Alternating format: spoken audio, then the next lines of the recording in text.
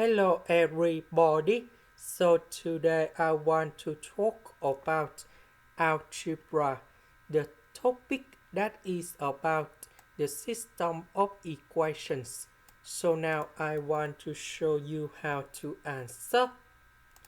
So we can see that y equals to x, and this one we have y.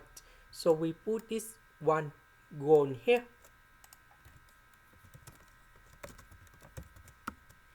Now I will put s go to the right, and that should be like this. And this one we have negative 4s. Next we can do about factorization by s. So in this one we can find the solutions of s. So s equal to number 0, s minus number 4 equals to number 0.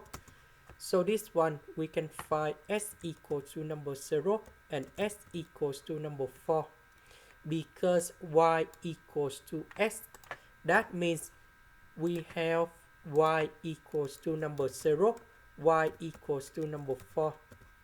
And this is the final answer.